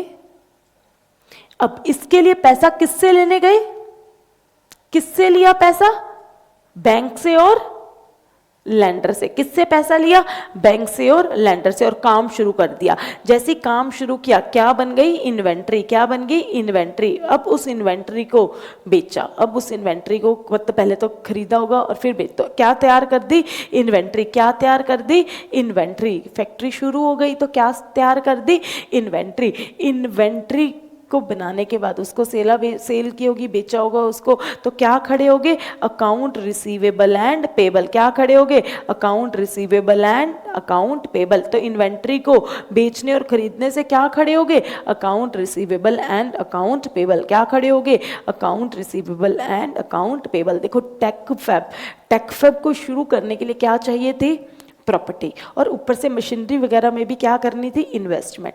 अब इसके लिए पैसा चाहिए था, तो पैसा लेने के लिए किसके पास गए, बैंक के पास और लैंडर के पास। तो पैसे के लिए किसके पास गए, बैंक से और लैंडर से। पैसा किससे लिया, बैंक से और लैंडर से, और काम शुरू कर दिया। काम शुरू किया तो क्या बन गई, इन्वेंट्री। फिर इन्वेंट्री को बेचा तो क्या खड़े हो गए, अकाउंट रिसीवेबल एंड पेबल। क्या खड़े हो गए, account receivable and payable.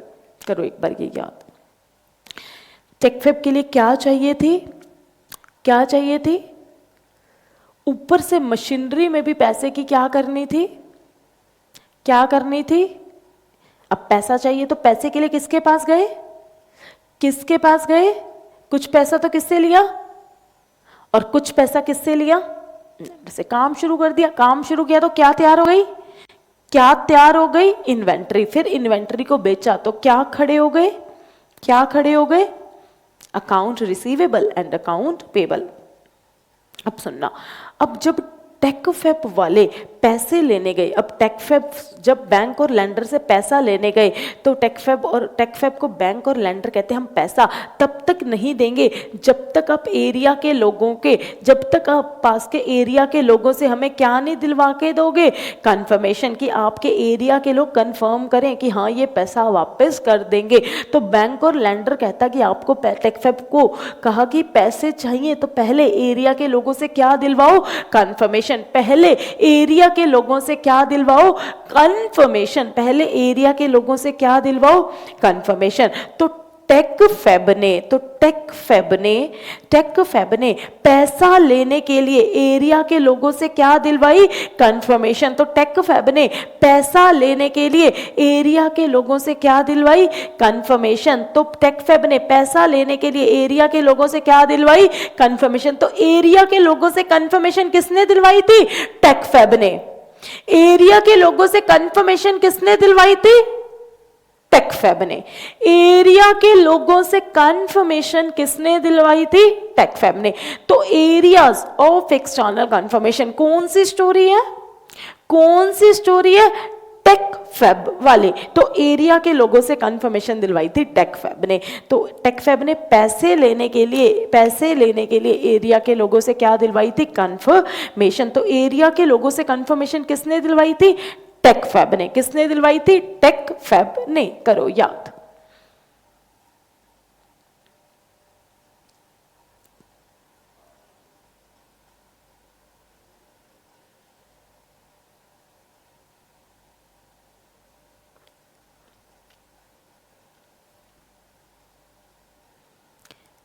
First point first point, second,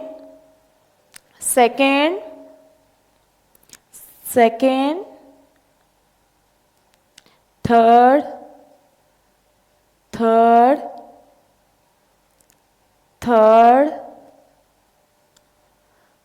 fourth,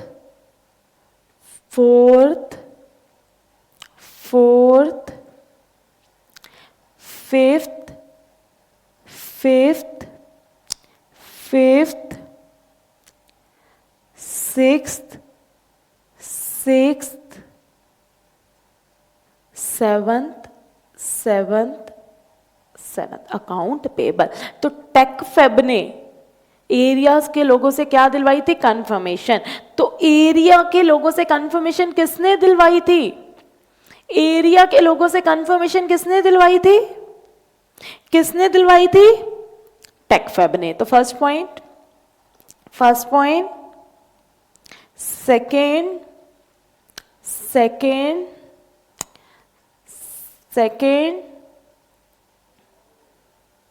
third,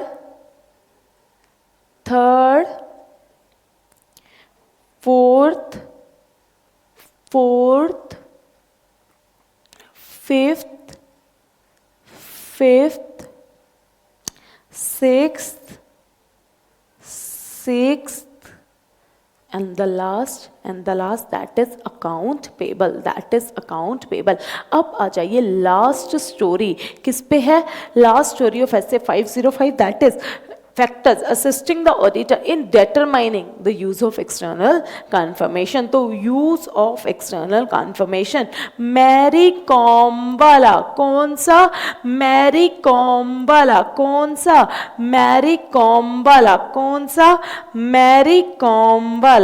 कौन सी स्टोरी है? मैरी कॉम वाली। कौन सी स्टोरी है? मैरी कॉम वाली। कौन सी स्टोरी है? मैरी कॉम वाली। कौन सी स्टोरी है? मैरी कॉम वाली। देखो, ऑब्जेक्टिव अचीव करने के लिए सिर्फ नॉलेज से बात नहीं बनती। ऑब्जेक्टिव अचीव करने के लिए सिर्फ किससे बात नहीं बनती? नॉलेज के साथ साथ क्या चाहिए? विलिंगनेस। नॉलेज के साथ साथ क्या चाहिए? विलिंगनेस। देखो, ऑब्जेक्टिव अचीव करने के लिए सिर्फ नॉलेज के साथ बात नहीं बनती। नॉलेज के साथ साथ क्या चाहिए? विलिंगनेस। ऑब्जेक्टिव को अचीव करने के लिए सिर्फ नॉलेज से बात नहीं बनती। नॉलेज के साथ क्या चाहिए? विलिंगनेस। ऑब्जेक्टिव अचीव करने के लिए नॉलेज के साथ साथ क्या चाहिए? विलिंगनेस। दोबारा से, ऑब्जेक्टिव अचीव करने के लिए नॉलेज के साथ क्या चाहिए? विलिंगनेस। ऑब्जेक्टिव अचीव करने के लिए नॉलेज के साथ क्या चाहिए? विलिंगनेस। ऑब्जेक्टिव अचीव करने के लिए नॉलेज के साथ क्या चाहिए? विलिंगनेस।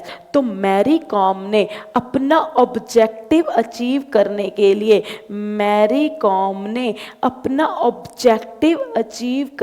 लिए अपनी नॉलेज और विलिंगनेस का यूज किया। मैरी कॉम ने अपना ऑब्जेक्टिव अचीव करने के लिए किसका यूज किया? नॉलेज का और विलिंगनेस का। किसका यूज किया? नॉलेज का और विलिंगनेस का। तो ऑब्जेक्टिव अचीव करने के लिए नॉलेज के साथ साथ क्या चाहिए? विलिंगनेस। ऑब्जेक्टिव अचीव करने के लिए नॉलेज के साथ साथ क्या चाहिए? विलिंगनेस। तो मैरी कॉम ने अपना ऑब्जेक्टिव अचीव करने के लिए नॉलेज के साथ साथ क्या यूज की? विलिंगनेस। तो मैरी कॉम ने अपना ऑब्जेक्टिव अचीव करने के लिए नॉलेज के साथ क्या यूज की? विलिंगनेस। नॉलेज के साथ क्या यूज की? विलिंगनेस। यूज किया नॉलेज को और क्या? विलिंगनेस से किया, तभी उसका क्या अचीव हो गया? ऑब्जेक्टिव। तो मैरी कॉम ने अपना ऑब्जेक्टिव अचीव करने के लिए नॉलेज के साथ क्या यूज की? विलिंगनेस। तो मैरी कॉम ने अपना ऑब्जेक्टिव अचीव करने के लिए नॉलेज के साथ क्या की यूज की? नॉलेज के साथ क्या यूज किया? विलिंगनेस। तो मैरी कॉम ने अपना ऑब्जेक्टिव अचीव करने के लिए नॉलेज के साथ क्या यूज की? विलिंगनेस। करो ये 3 पॉइंट, फिर आगे विलिंगनेस के सब पॉइंट लर्न करेंगे, फिर विलिंगनेस के सब पॉइंट लर्न करेंगे। तो मैरी कॉम ने अपना क्या अचीव करना था? ऑब्जेक्टिव, जिसके लिए क्या यूज की? नॉलेज के साथ साथ विलिंगनेस। तो करो पहले मैरी कॉम से 3 पॉइंट, फिर आगे करेंगे।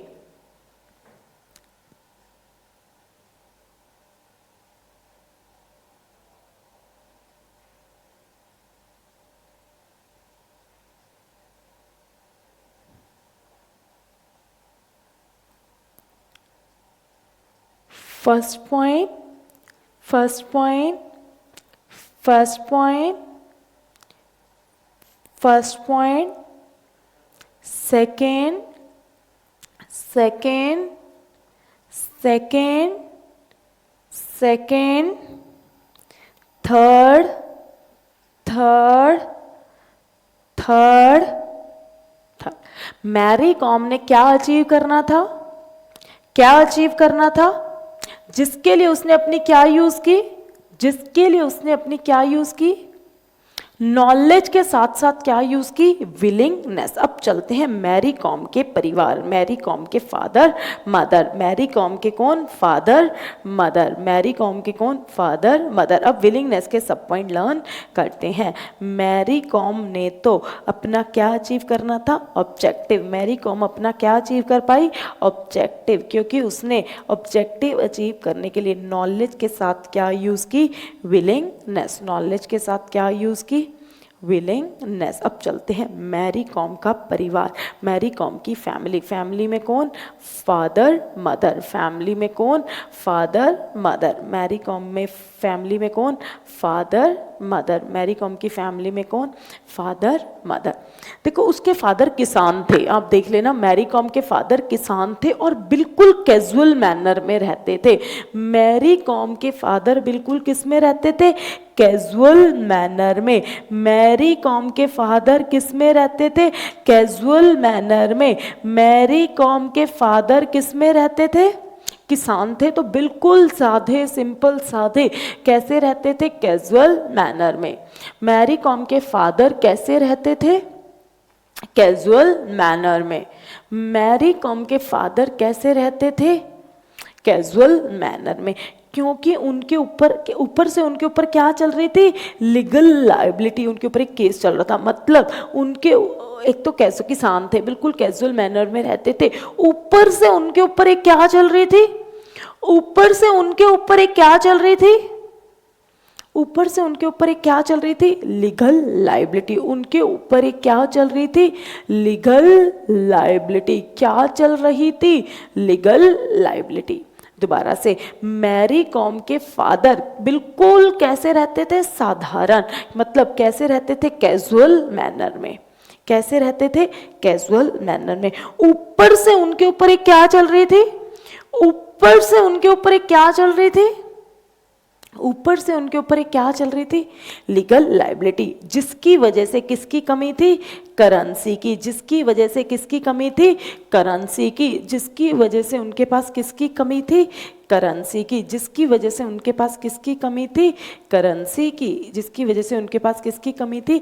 करेंसी की। दोबारा से, मैरी कॉम के फादर कैसे रहते थे? बिल्कुल कैसे रहते थे? मैरी कॉम के फादर बिल्कुल कैसे रहते थे?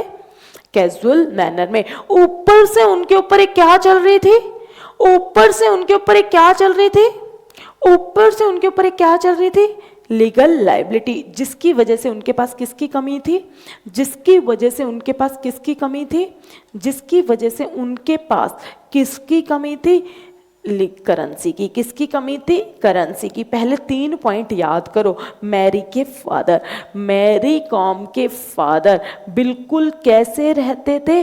कैजुअल मैनर में। देख लो, बिल्कुल सिंपल रहते थे। कैसे रहते थे? कैजुअल मैनर में। इस क्योंकि उनके ऊपर क्या उस और साथ साथ उनके ऊपर एक क्या चल रही थी? आपको टेंशन दिख रही होगी, क्योंकि उनके ऊपर एक क्या चल रही थी?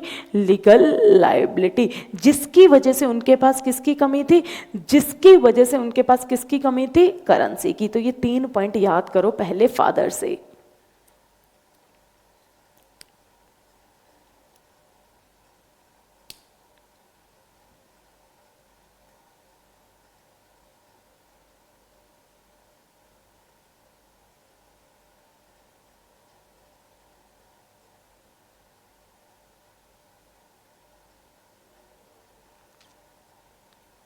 देखो, मैरी कॉम के फादर बिल्कुल कैसे रहते थे?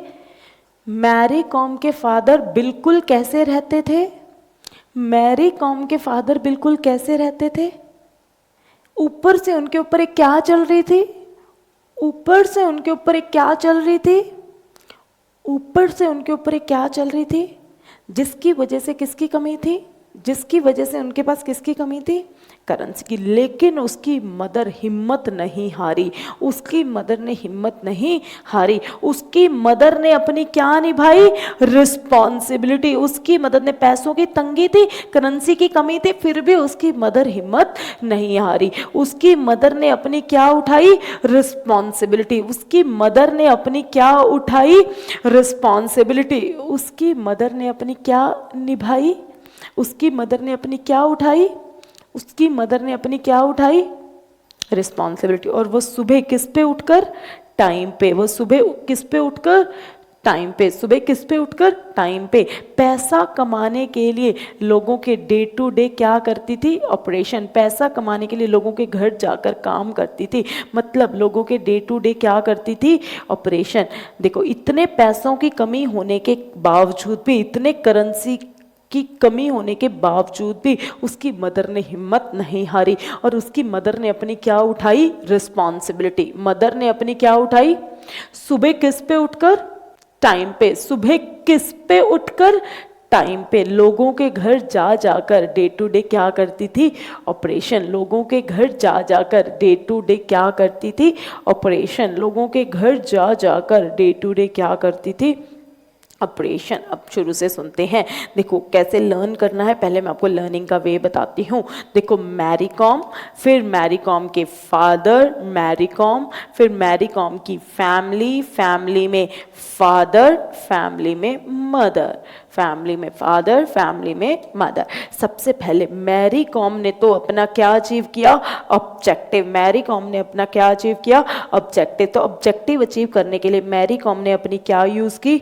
नॉलेज और विलिंगनेस। मैरी कॉम ने अपनी क्या यूज की? नॉलेज और विलिंगनेस। फादर कैसे रहते थे? कैजुअल मैनर में। फादर कैसे रहते थे? कैजुअल मैनर में। फादर कैसे रहते थे? कैजुअल मैनर में। ऊपर से उनके ऊपर क्या चल रही थी? लीगल लायबिलिटी, जिसके कारण उनके पास किसकी कमी थी? करेंसी की। इतनी करेंसी की कमी होने के बावजूद भी उसकी मदर हिम्मत नहीं हारी। उसकी मदर ने अपनी क्या निभाई? रिस्पॉन्सिबिलिटी। उसकी मदर ने अपनी क्या निभाई? रिस्पॉन्सिबिलिटी। सुबह किस पे उठकर? टाइम पे। सुबह किस पे उठकर? टाइम पे। लोगों के घर जाकर डे टू डे क्या करती थी? ऑपरेशन। लोगों के घर जाकर डे टू डे क्या करती थी? ऑपरेशन। लोगों के घर जाकर डे टू डे क्या करती थी? ऑपरेशंस। क्या करती थी? ऑपरेशंस। अब पूरा पूरा लर्न करो।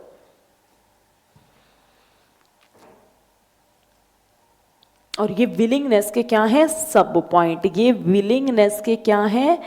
सब पॉइंट। ये विलिंगनेस के क्या है? सब पॉइंट्स। विलिंगनेस के क्या है? सब पॉइंट्स। इसके क्या है? सब पॉइंट्स।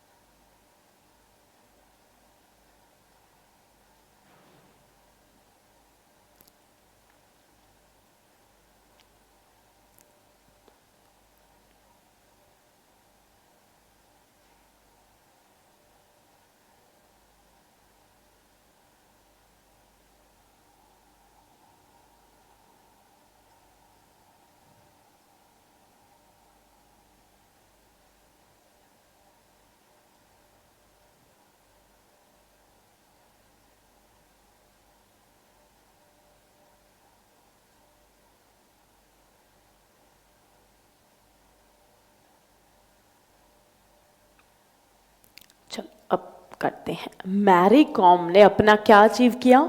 मैरी कॉम ने अपना क्या अचीव किया? मैरी कॉम ने अपना क्या अचीव किया? ऑब्जेक्टिव। जिसके लिए उसने अपनी क्या यूज की? जिसके लिए उसने अपनी क्या यूज की? नॉलेज के साथ साथ क्या यूज की? नॉलेज के साथ साथ क्या यूज की? Willingness. First point, first point, first point, second, second, second, third, third, third. अब आते हैं विलिंगनेस के सब point, that is family. Father. Father कैसे रहते थे? फादर कैसे रहते थे? फादर कैसे रहते थे? ऊपर से उनके ऊपर एक क्या चल रही थी? ऊपर से उनके ऊपर एक क्या चल रही थी? जिसकी वजह से किसकी कमी थी, जिसकी वजह से किसकी कमी थी, फिर भी उसकी मदर हिम्मत नहीं आ रही। मदर ने अपनी क्या उठाई, मदर ने अपनी क्या उठाई, सुबह किस पे उठकर, सुबह किस पे उठकर लोगों के घर जाकर क्या करती थी, क्या करती थी, क्या करती थी।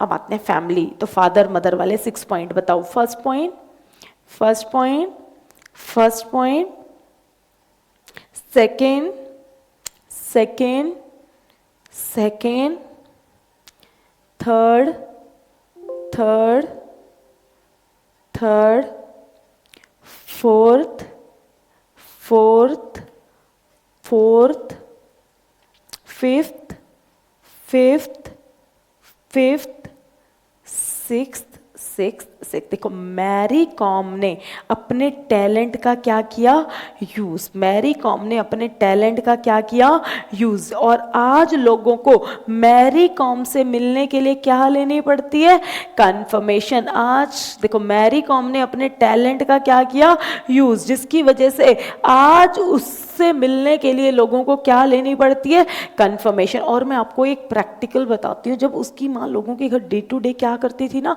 ऑपरेशन करती थी ना, तो जो मैरी कॉम के नेबर्स थे, जो मैरी कॉम के नेबर्स थे, वो ना उसको बहुत ज़्यादा, मैरी कॉम के पेरेंट्स को बहुत ज़्यादा, मैरी कॉम की मदर को काम के लिए बहुत ज़्यादा क्या करते थे, यूज़। तो मैरी कॉम की मदर को लोग, आस पास के लोग बहुत ज़्यादा क्या करते थे, यूज़। और लेकिन आज उनसे मिलने के लिए उन्हें क्या लेनी पड़ती है, कंफर्मेशन। मिलने के लिए क्या लेनी पड़ती है, कंफर्मेशन।